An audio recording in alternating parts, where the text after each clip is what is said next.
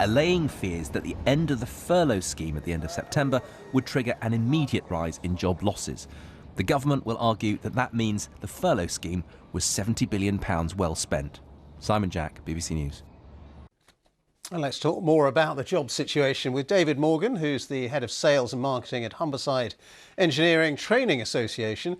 And also we're talking to Lauren Cross, who's doing a sales apprenticeship at Humberside Engineering Training Association. Good to have you both with us on both sides. And David, first of all, I mean, is that the picture that you recognise, a real boom in job vacancies? Good evening, Ben. Absolutely. We've seen unprecedented demand in the 54-year history of HETA. This last year in particular, seen significant demand from employers in the region, across the region, for apprenticeships. This time last year, we took on 60 apprentices on behalf of employers in the region. This August, we've taken on 130. So we've seen quite significant demand, and actually to the extent where we had perhaps more vacancies than we had suitable applicants towards the end. So we find ourselves now with about 45 current vacancies that we're looking to fill from our traineeship programme over the coming months. So everything that's been said in the previous speakers absolutely is true in this region in terms of employers looking to take on apprentices, grow their own, if you like, and to invest in apprentices for the future of their business. Yeah, and so Lauren, you're doing a sales apprenticeship. It's a boom time, isn't it, for young people like you? You must be pretty optimistic about your prospects. Yeah, I definitely am. So I was quite fortunate to go into the role due to coming out of it during quite a big time in the country, so obviously during the pandemic. So I obviously got into this apprenticeship role, and it was with an established training provider, HETA. My brother actually came here, so it was a really exciting time when I got the opportunity. And David, does all of this mean that the companies, employers are going to have to pay higher wages? Because as we heard in that report, they're effectively competing now for labour.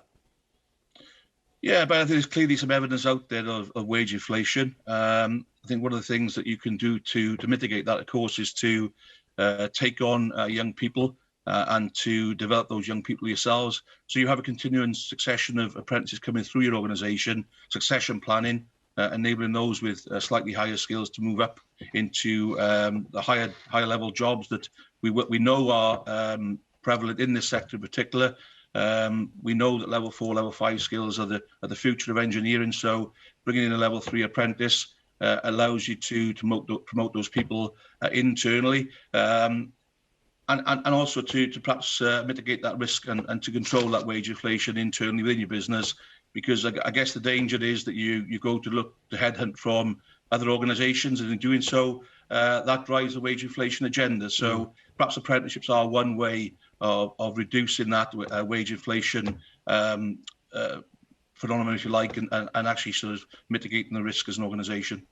And Lauren, for young people like you starting out, in a way, it's a good time, isn't it? Because you can call the shots. You can maybe choose where you want to go and work, and maybe choose, what sort of wage you want. Yeah, I was quite fortunate. So I obviously worked in a large company in the area. I wasn't very happy in my job role, and I'd seen HETA was actually advertising for sale to executive apprentices. So I took the opportunity. I did have a little bit of a pay cut, but it was completely worth it.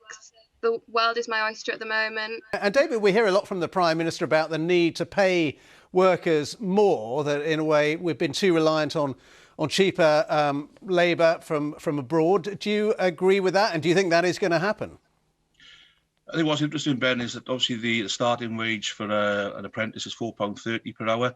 What we have seen this year is some significant differences in what employers are prepared to offer. So some will offer that minimum wage of £4.30. We have examples of in excess of £7 an hour for an apprentice starting out and beyond that. And certainly the apprentices we employ here are on significantly more than that £4.30 hour basic wage. So it might sort of give employers the opportunity to put that succession plan in place and to make sure that they have the right people for their organisation going forward, but also in doing so control some of those wage costs.